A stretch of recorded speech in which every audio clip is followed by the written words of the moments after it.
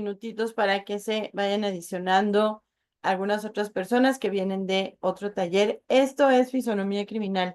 Y en el Inter, 5 minutitos vamos a dar de preguntas. ¿Tienes alguna duda de lo que vimos ayer? Algo que te inquiete acerca de este tema, en lo que esperamos a que lleguen más y podemos iniciar con la presentación. ¿Dudas, preguntas, comentarios?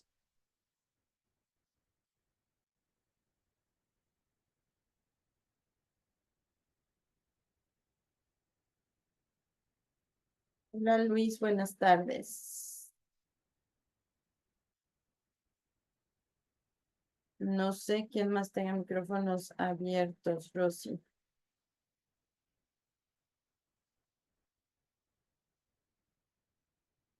En el tema de almas gemelas, pero ¿en qué sentido? ¿En fisonomía criminal? Ivana,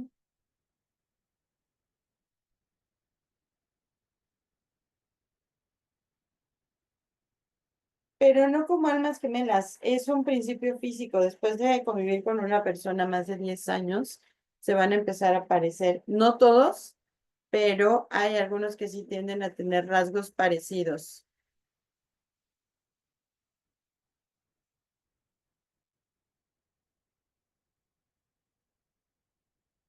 No sé quién más tenga micrófonos abiertos.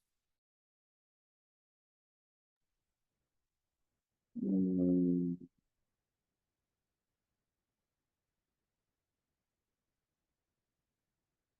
No, de hecho no tienen posibilidad de abrir los micros.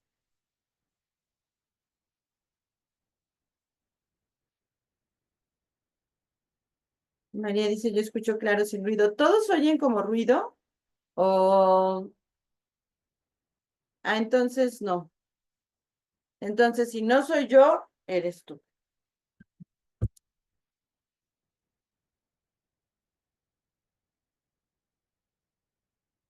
Dígame, Adaya, ¿cuál es la pregunta?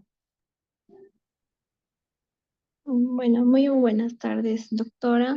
La Hola. pregunta es que si una persona con agresividad puede ser porque nace o porque le hacen que sea agresivo, es decir, que si en su niñez, no sé, quizá ha sufrido de agresiones físicas u, u otras cosas. Esa es mi pregunta. Gracias.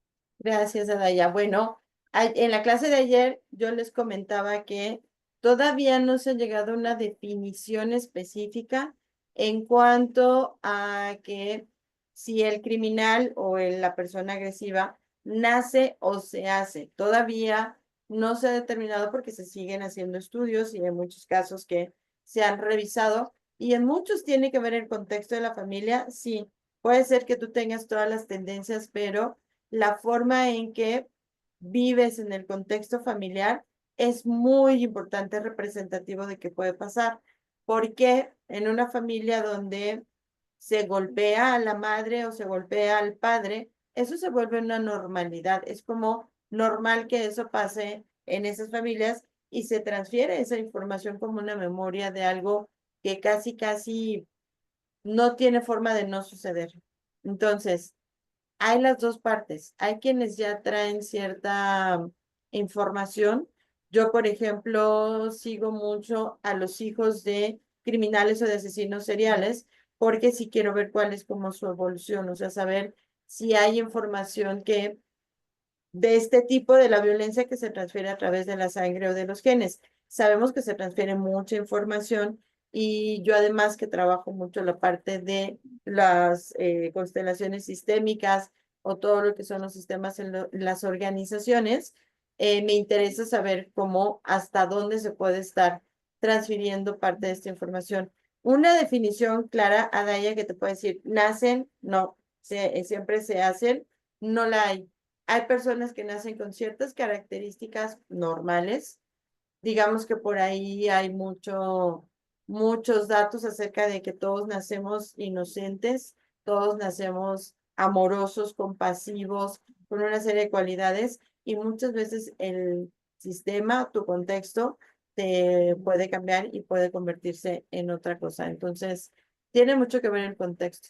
Si en una familia no, lo normal es causarse daño, lastimarse, para un niño que está absorbiendo esta información en su edad adulta es de lo más normal. Ujú. Y esto puede variar porque también del otro lado, Adaya, hay personas que han vivido bajo condiciones y situaciones muy eh, limitantes, de mucha carencia, de mucho dolor, también de muchos golpes y de muchas situaciones, y sí, son buenas personas, ¿no? Entonces, hay otras cosas que tienen mucho que ver en ese contexto. Es más, hay hijos de padres que sus padres son buenos, tienen buena familia, tienen un buen contexto y aún así en ellos hay esta tendencia a algún tipo de crimen o de causar daño.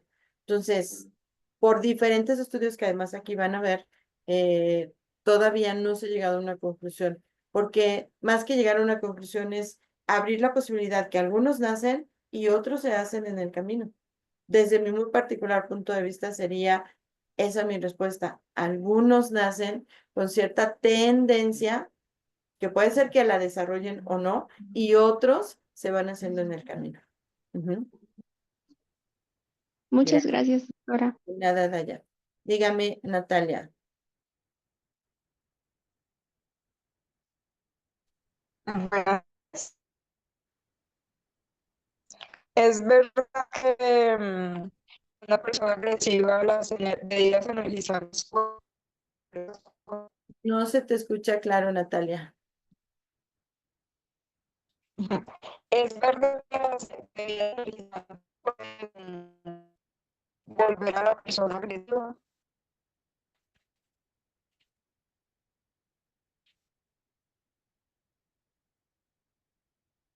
¿Sí No, me no escucha? te oímos.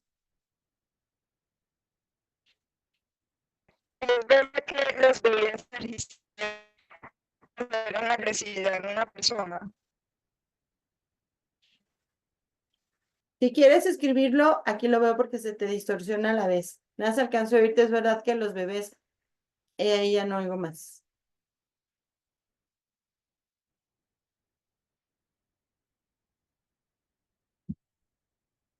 Listo. Hola, buenas tardes, profe. Ayer mencioné que a partir de los 15 años empiezan a notar los rasgos criminales. ¿Cuáles son los rasgos más evidentes? Uy, hay un montón, Gabriela. Tendrías que quedarte al taller. Puede haber disonancia con la percepción, o sea, el rasgo de nota agresión y yo percibir bondad. Mm, sí, si no tienes esta información. Lo vas a ver como muy natural. Cuando conoces de esto ya no vuelves a ver a la gente igual.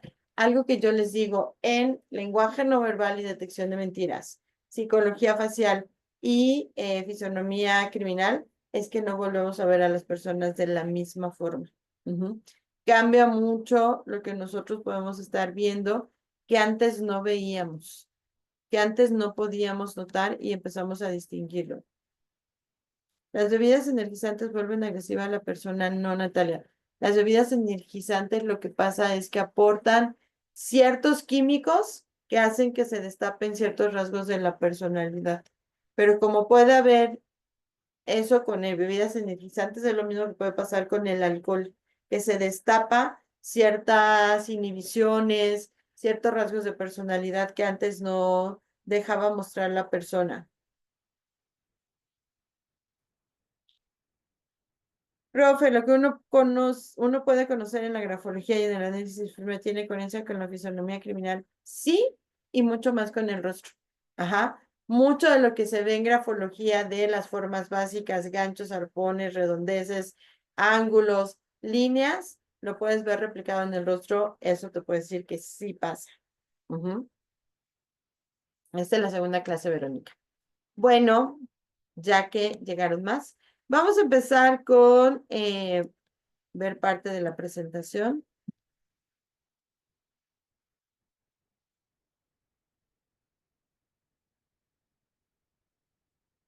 Ayer nos quedamos en esta parte de ver la conducta agresiva y la violencia, que el que controla, digamos, esta zona en nosotros es el sistema nervioso a través de una amígdala cerebral y un lóbulo frontal, como lo platicamos ayer. Como elementos demostrativos del papel que pueden jugar las alteraciones cerebrales estructurales o funcionales del cerebro en cambios en la conducta y la aparición de patrones de agresividad y violencia, se ilustran casos reportados por la literatura internacional de pacientes con lesiones cerebrales en la adultez o durante la infancia. Muchas veces es una situación más física que pudiéramos decir se volvió agresivo por un evento. Algo que yo siempre sugiero cuando alguien habla de este tipo de situaciones de violencia, de agresiones, de cambios en la personalidad, mi primera sugerencia siempre será, necesitamos tener un estudio de medicina, un estudio con un doctor que nos pueda corroborar que no es algo físico. Una vez que lo físico no es el tema a resolver, entonces entramos a ver otras cosas. Lo primero que tenemos que descartar es que la persona tenga alguna alteración cerebral o en la estructura. Podemos decir, no, de la noche a la mañana se volvió alguien súper violento. ¿Qué tal que hubo un golpe, una caída, algo que ni siquiera recuerda porque no tiene como memoria de que le haya causado un daño y que ahorita empieza a tener efecto? Muchos golpes de niños, de pequeños, caídas, como decimos, resulta que más adelante se empiezan a mostrar con una sintomatología. Y entonces, ¿qué es lo que nosotros podemos identificar? Bueno, que la persona empieza a tener algunos cambios. Ni siquiera es hace 15 días se golpeó, hace 10 años, hace 15 años se golpeó y entonces ahorita está teniendo un reflejo en algún tipo de alteración. Siempre en cualquier técnica, en cualquier consulta que la gente hace, yo elijo siempre primero descartar la parte física. Si no es algo físico, entonces sí, entramos y vemos que otras circunstancias pudieron detonar algo en la persona, pero primero hay que quitar esa parte. Nos dice que los asesinos seriales presentan una actividad disminuida en el área cerebral vinculada a uno mismo. Se refiere al procesamiento de las emociones y la sensibilidad ante la violencia. El doctor que hizo este estudio que vimos ayer, Adrián Reine, nos dice que muchos de los que él ha estudiado tienen un área cerebral con poca actividad. Y eso también hace que no tengan tanta sensibilidad ante el dolor ajeno. Esto que nosotros conocemos con el nombre de empatía. Empatía al dolor, empatía al sufrimiento, empatía a ver que alguien está siendo lastimado o afectado. Es como algo que no le causa ningún movimiento ni le genera alguna situación a él en particular. ¿Puede entender más a la violencia cuando tienen esta disminución? Sí, porque no perciben que muchas veces esos actos van a producir un daño en los demás y si lo producen es como no les afecta. Parte de lo que ayer decíamos cuando me preguntaban en la conducta infantil, sí, muchos niños suelen ser muy agresivos con los animales. Alguien escribía, mi sobrino, mi algo, fue muy agresivo de pequeño con los animales y hoy es muy animalista y se dedica a trabajar con ellos. Sí, es un mecanismo de compensación que algo le hizo que lo cambiara, pero es muy común que cuando vamos perdiendo esta sensibilidad o cuando se va perdiendo esta sensibilidad desde la infancia, pues si de pequeño no me hacía o me causaba ningún estrago, dañar a un gato, pues a lo mejor en el futuro a un adulto tampoco, no me causa ninguna circunstancia donde yo pueda negar eso, sino me encanta la idea de poderlo hacer. Es más, hay gente que lo disfruta. Muchos de los asesinos seriales que sí se han podido estudiar, porque muchos no se pudo tener mucha información, es esta parte del disfrute y el placer lo que los lleva a volverlo a hacer. Y va a entrar todo un ciclo que les voy a explicar de 9 pasos en el que el asesino serial va a trabajar con todos estos aspectos que lo están rodeando. ¿Puede ser que haya más asesinos seriales de los que se conoce? Sí.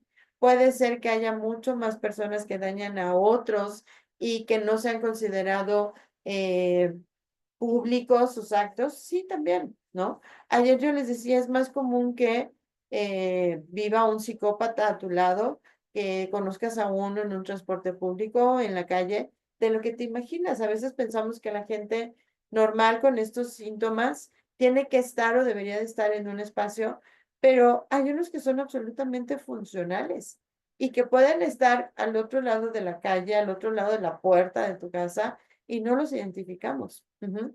Por eso no volvemos a ver igual a la gente, no. Por eso somos mucho más observadores de las características de las personas. ¿Qué me está diciendo ese rostro? Ayer yo algo que les decía y no lo olviden, es que todos podemos convertirnos en un criminal.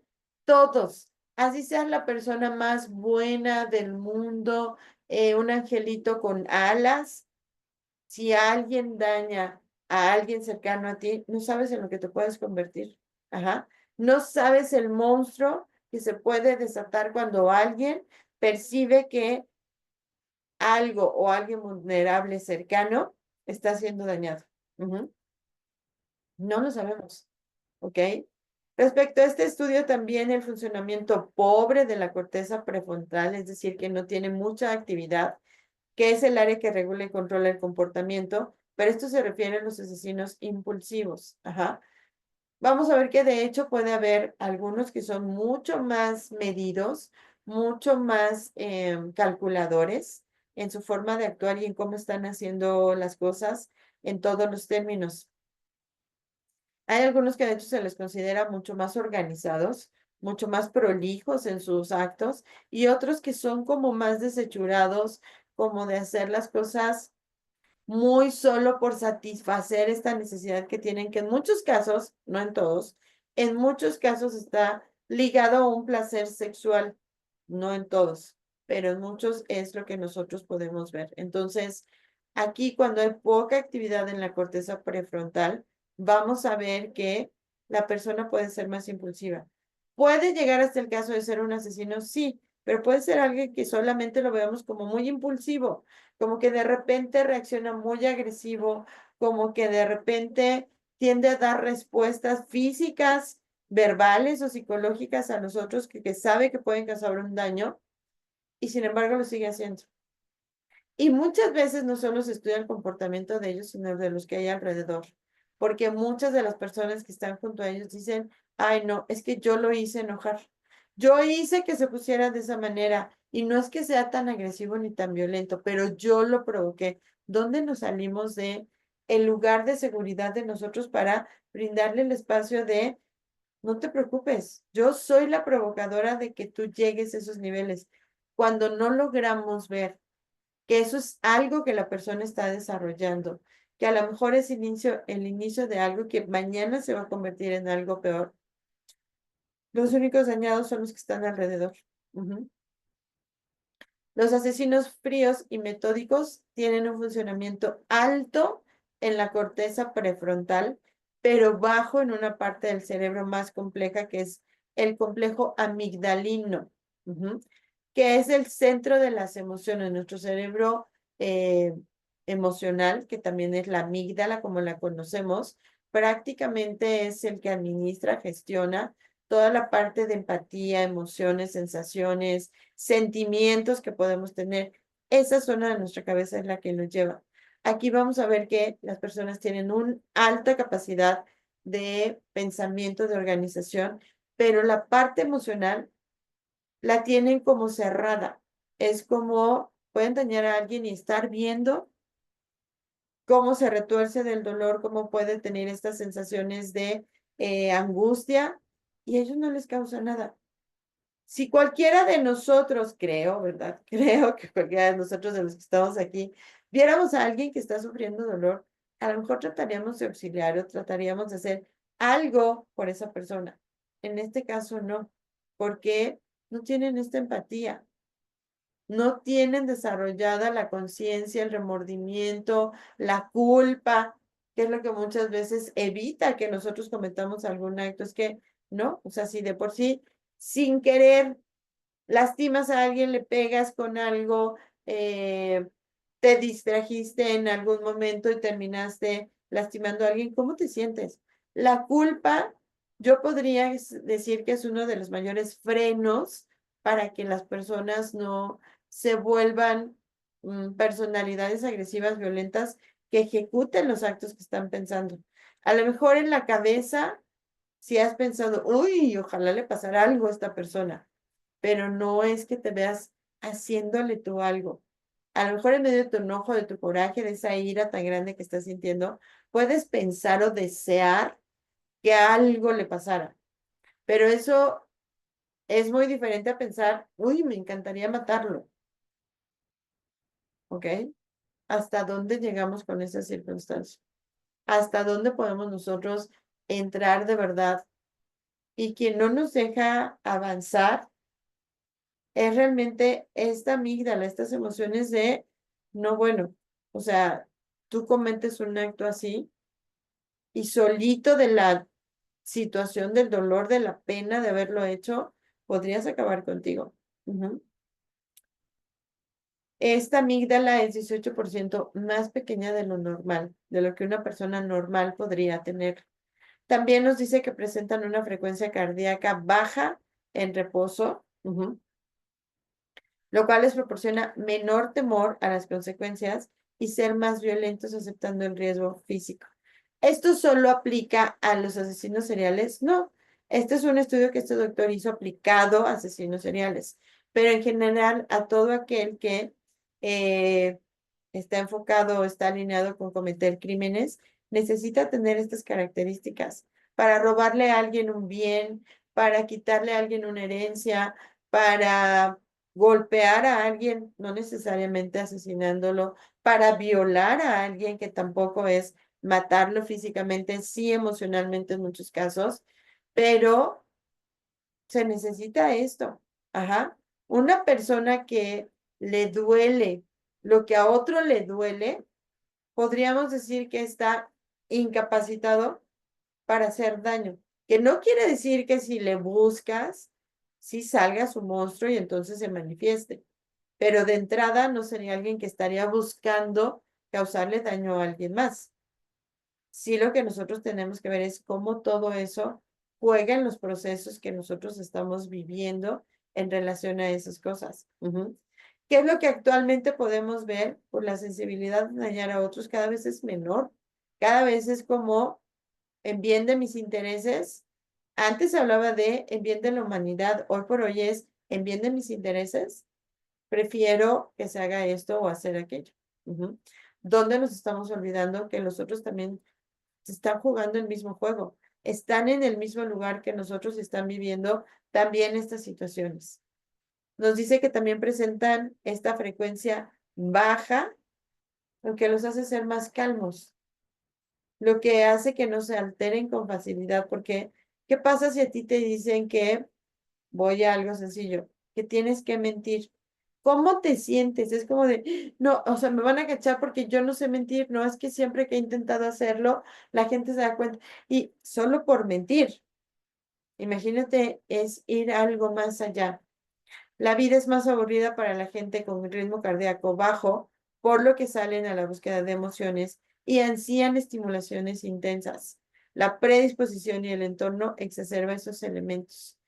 Puede ser que tú tengas todos los elementos que se requieren para convertirte en un asesino serial, pero tu contexto te contiene, tu contexto te ha enseñado que es un pecado, que estás cometiendo falta a la humanidad, a la sociedad, que no es bueno hacerlo y es lo que nos frena.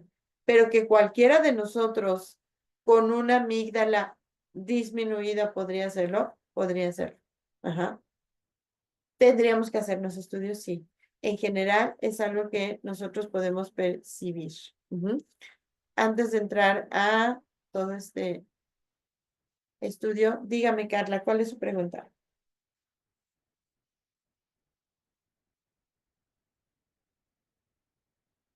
Carla Sofía Mosquera, si está por ahí, levantó la mano. Doctora, ¿cómo está? Buenas tardes y buenas tardes a ¿Ya? todos. Sí, sí, sí, sí. ¿No me escucha? Y te escucho muy bien. Gracias. Básicamente a mí me gustaría saber, en base a la diapositiva anterior que le estaba mostrando, pero pues ahorita la cambiamos, ¿cuál sería la estructura cerebral que debería presentar algún daño o una lesión justamente para que haya un patrón de agresividad en una persona? Las dos partes, la corteza prefrontal, lo que hemos estado viendo, y también ver cómo está la zona de el cerebro amigdalino. La parte de la amígdala tendríamos que ver de qué Pero es tamaño. que si es que entendemos que la amígdala básicamente es del tema emocional que Ujú, regula, digámoslo así, y el ujú. tema de la corteza prefrontal, toma de decisiones, ¿cuál sería la intervención? La intervención ahí es que en la cuestión de las ideas, por ejemplo, alguien que es muy metódico está muy exacerbado en sus ideas, en sus pensamientos y puede ser hasta muy recurrente. Si eso con una disminución en la amígdala, en la capacidad de empatizar con el dolor, es la combinación que podría explotar a una persona que tiene esta gran tendencia. Ujú. Ahí tendríamos que ver cómo están relacionados. Se estudia por separado toda la actividad prefrontal, el cómo está generando ideas, qué pasa en su cerebro, cómo todos los químicos y neuroquímicos que nosotros producimos tienen interacción en ese momento en el que se le agita. Y después, ¿cuál es la respuesta que encuentran en la amígdala? Pero la respuesta sería en base a la corteza prefrontal, en realidad. Sí, y a la información que tiene de no sentir dolor por el dolor de otros. Pero es que la empatía no está en la corteza prefrontal. No, O sea, está. no es la encarga. La ¿Perdón? empatía tiene que ver con la parte emocional. Toda la parte emocional está en la zona amigdalina. La zona amigdalina. Ok, gracias. De nada. Vamos a ver de dónde viene toda esta información y vamos a ver cómo desde antes se ha tratado de descubrir quiénes son y por qué son lo que son, toda la parte de los criminales, ¿ok? Después de la Edad Media, los principales exponentes que reflejaron sus aportaciones al estudio del fenómeno de la génesis criminal fueron los siguientes pensadores. Santo Tomás Moro, que señala que el delito es originado por factores económicos y por la guerra. Nos tenemos que ubicar en 1478-1535, donde nosotros vamos a poder detectar toda esta circunstancia en esa época que él emitió esta información. La ola de criminalidad que generaba la posguerra era lo que llevaba a ver que podían estar sucediendo muchas de estas situaciones. También él decía por la sociedad, no tener algo en que ocupar la mente los llevaba como a tener este tipo de pensamientos, por el ambiente social y por los errores de la educación. Voy con Jeremy Bentham. Bentham de 1748 a 1832, creador del panóptico, en el que propone un centro penitenciario ideal con un concepto de diseño circular con una torre de vigilancia en medio, la cual permite a un vigilante observar desde el centro a todos los prisioneros sin que estos puedan saber si están siendo observados o no. Bentham, que lo pueden ver citado en este libro, prácticamente lo que proponía es que hubiera un lugar donde se pusiera a todos aquellos que estaban cometiendo actos u horrores contra la humanidad dentro de un lugar donde hubiera una zona única donde pudieran ser observados y a través de eso obtener mayor información acerca de cómo se comportaban y por qué se comportaban de esa manera. ¿Ok? Dígame, José La Rosa.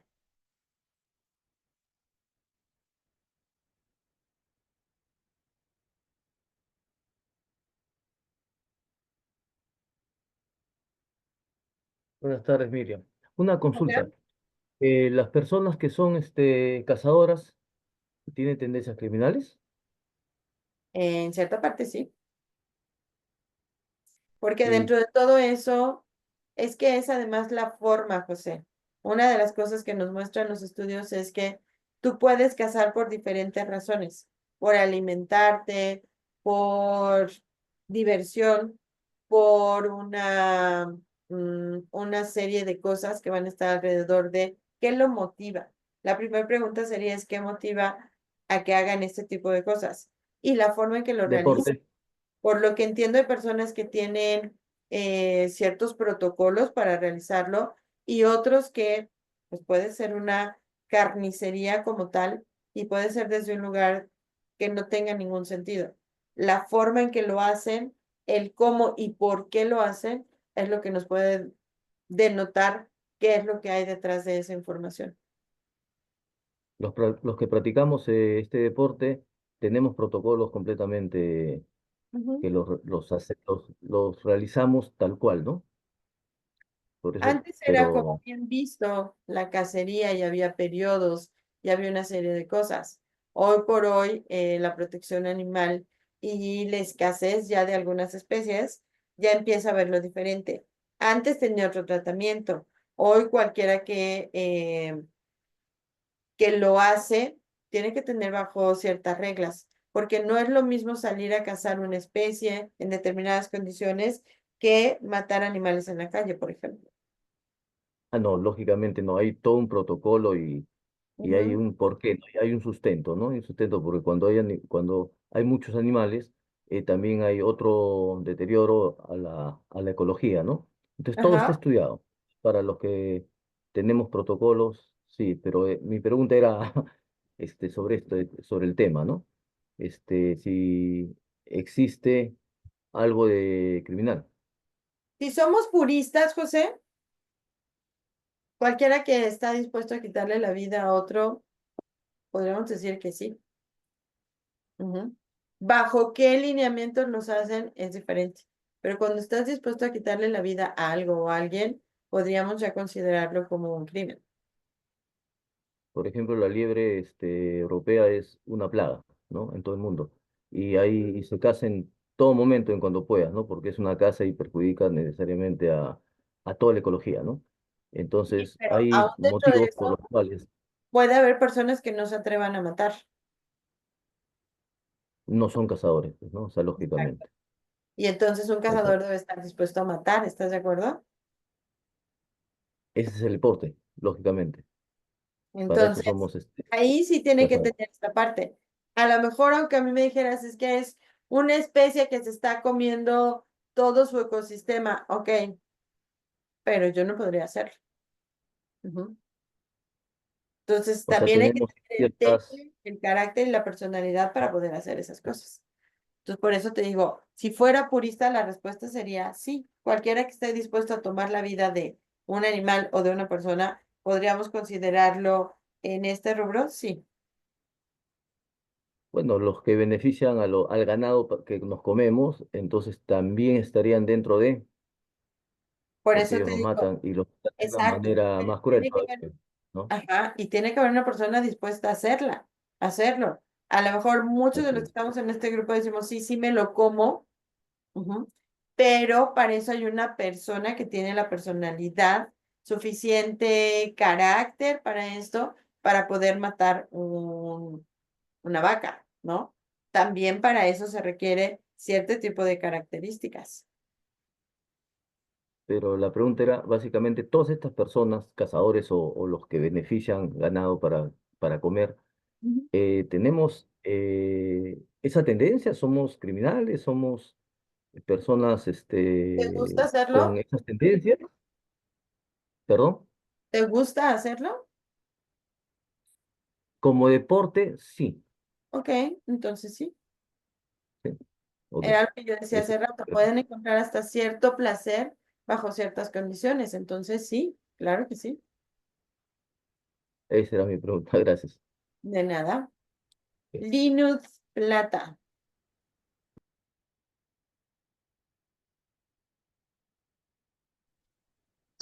Doctora, tengo una inquietud porque, buenas tardes. Hace tiempo alguien decía que los cirujanos plásticos, detrás de ellos siempre había como, escuchaba como un criminal, lo sentía muy fuerte. Ahora en esta oportunidad, lo que habló el amigo, eh, pues quiero preguntarle, ¿qué habría detrás de un cirujano? Porque normalmente están con una cánula, ¿verdad?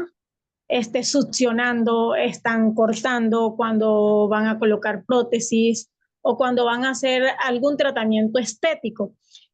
También esta persona me decía que detrás de una persona cuando hace un tratamiento como un reductor fuerte está pues vaciando toda su impotencia o algo allí. Entonces eso me dejó como una intriga, como inquietudes y todavía no las logro como descifrar. No sé, quisiera que me explicara, por favor.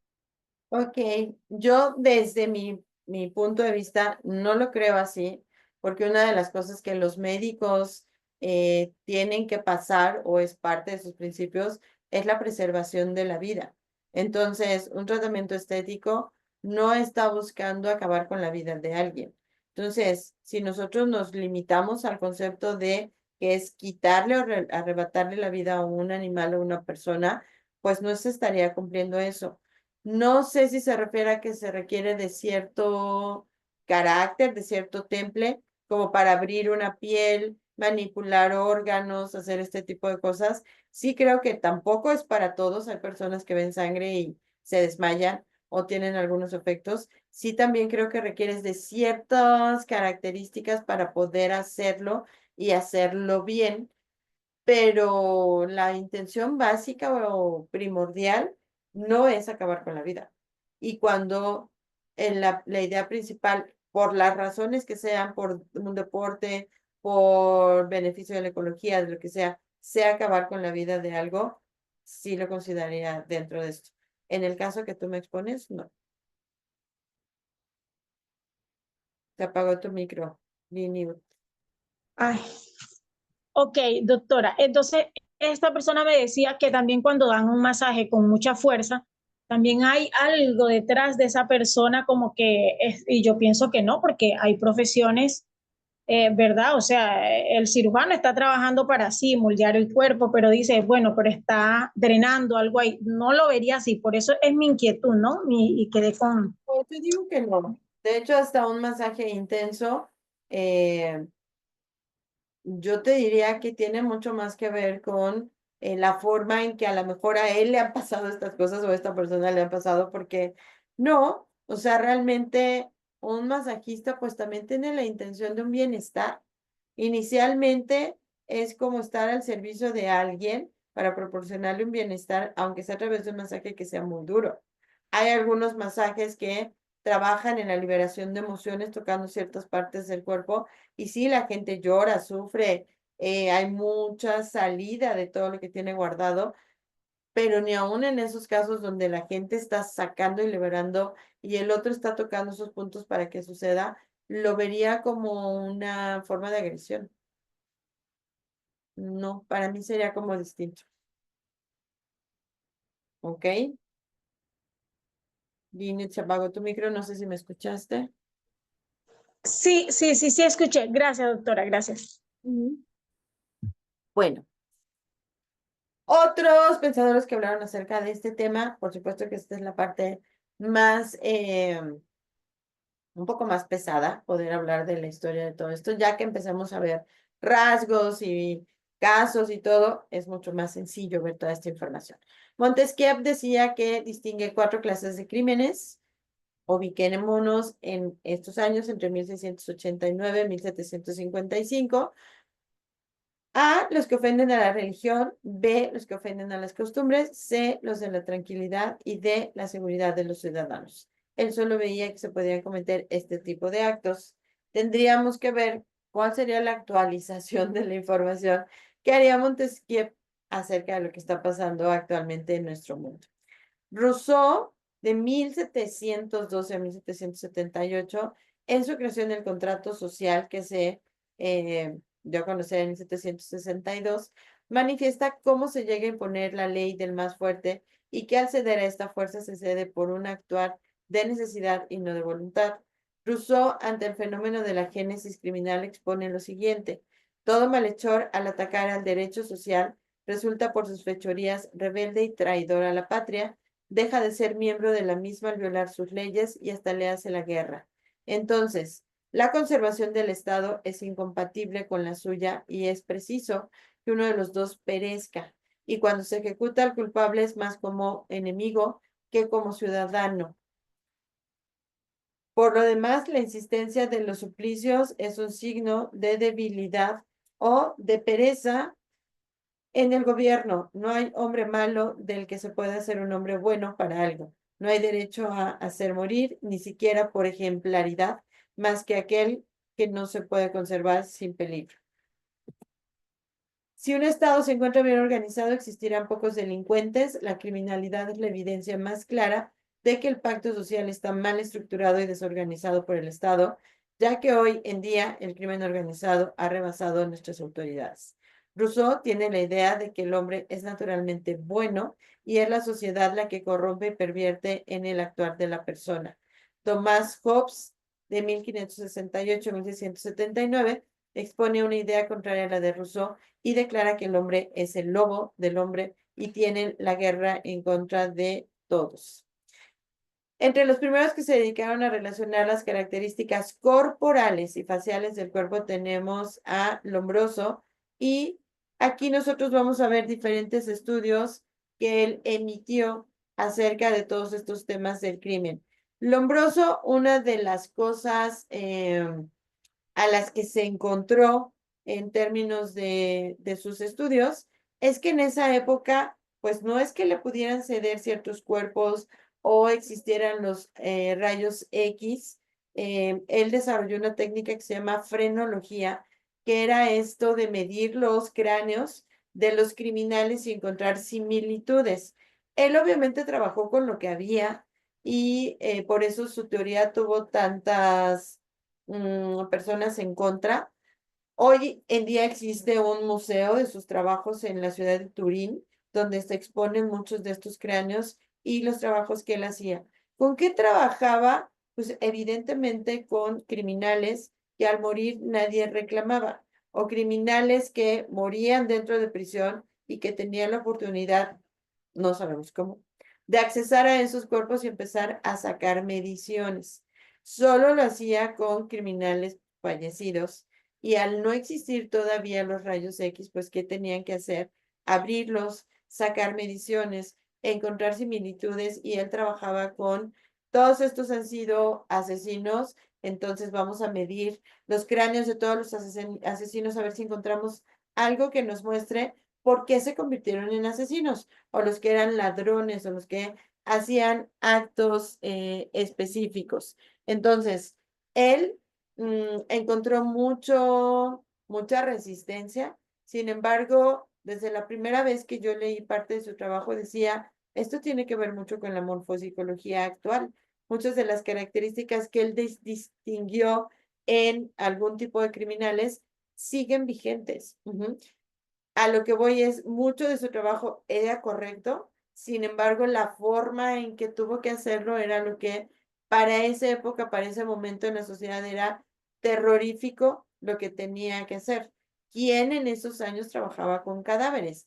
¿Quién en esos años se ponía a medir cráneos de muertos? Ajá, solo para encontrar algunas características que fueran similares. Ajá.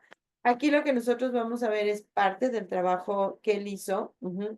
Eh, Hay quienes definitivamente lo consideran como un error, todo lo que estuvo realizando, pero yo les voy a mostrar muchas cosas que él realizó que de verdad que vale la pena conocerlas.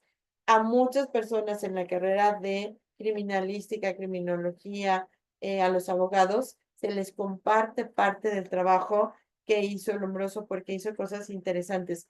No recibió digamos, el reconocimiento que merecía por ser uno de los principales que habló en relación a que nuestros actos tenían que ver con nuestra corporalidad, pero hoy por hoy lo vemos con mucho más claridad. Dígame, Virginia. Buenas tardes a todos. Tengo una consulta. En el Dígame. caso de las personas que son activistas a favor de la pena de muerte en cualquiera de sus modalidades y que incluso pujan leyes para que los países activen ese modo de castigo, estas personas se les podría notar en el rostro que tienen una fisonomía criminal o Sí, no. puede haber características no necesarias de criminalidad, de bajos niveles de tolerancia que los haga llegar a pensar que los que no son parecidos a ellos tienen que sufrir algún castigo. Algo de esto se veía mucho en Hitler, que él consideraba que ellos eran la raza pura y los únicos que deberían de existir.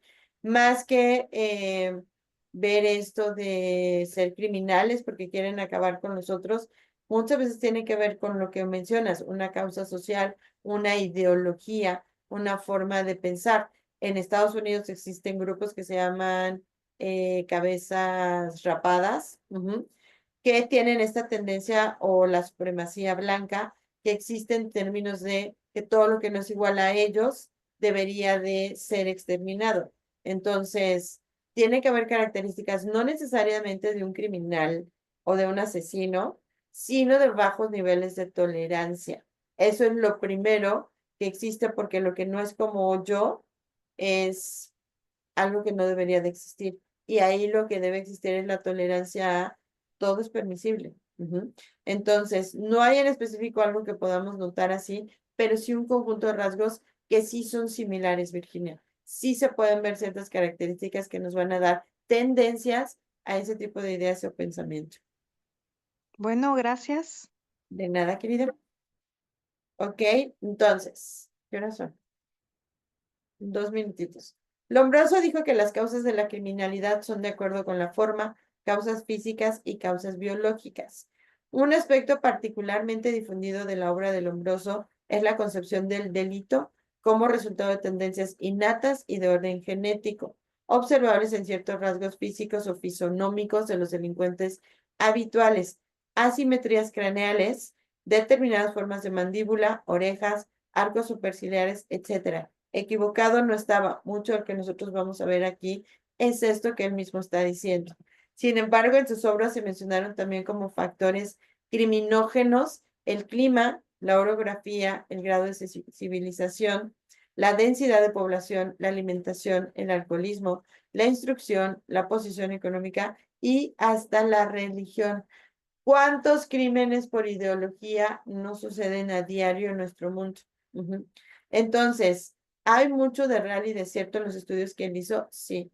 Hay mucha información que hoy por hoy sigue vigente en muchas carreras, en muchos espacios, donde hablar de estos temas no puede ser sin incluirlos. Ayer me acuerdo de una persona que me decía, si van a hablar de esto, seguramente van a hablar del Lombroso, y dije, sí, por supuesto que está incluido porque ha sido un referente importante. En su época no fue tan visible su trabajo, obviamente por la forma en que tenía que llegar a esto, pues había mucho que guardar, mucho que esconder, mucho que ocultar, pero no viendo esa parte, podemos ver todo lo que él realizó y que en realidad podrían ser mucha información para nosotros.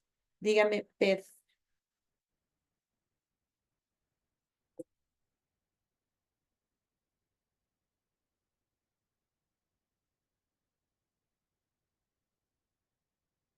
Pez, te di la palabra.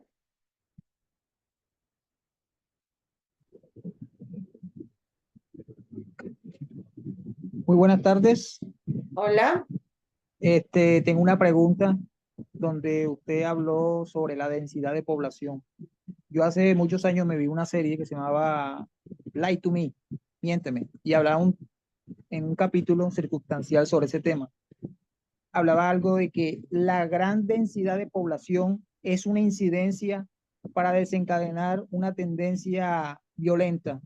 Es cierto, como ciudades como Brasil, la India, donde hay grandes aglomeraciones de personas, puede haber un detonante como una chispa, por decirlo de esa manera simbólica, para detonar una conducta criminal y agresiva.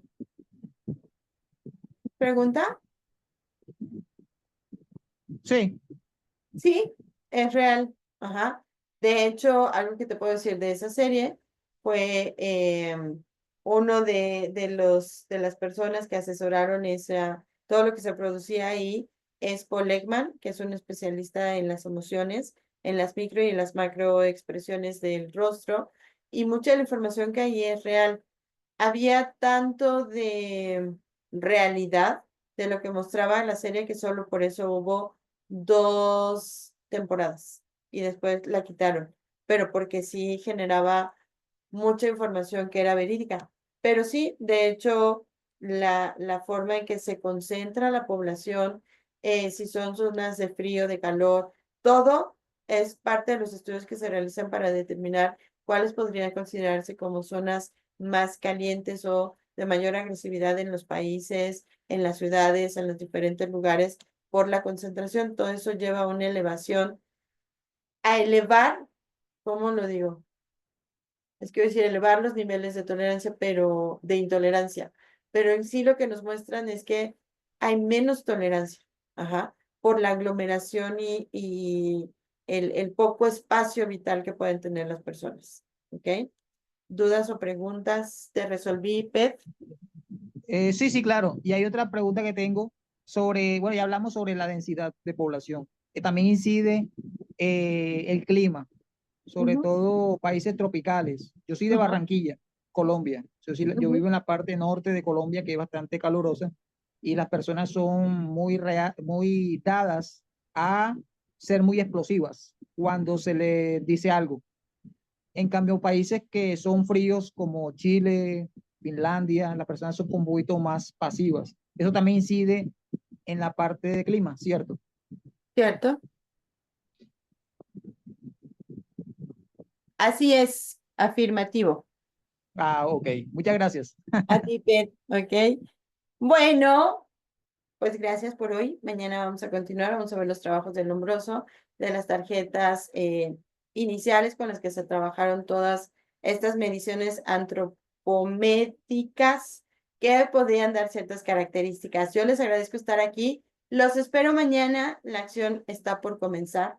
Empezamos a ver diferentes características. ¿Por qué no podemos empezar a ver directo los tipos de frente, ojos, nariz, boca que van a tener los criminales? Hay que entender todo el contexto que hay detrás de esto. Gracias por hoy. Los veo mañana, misma hora, para poder continuar con todo esto.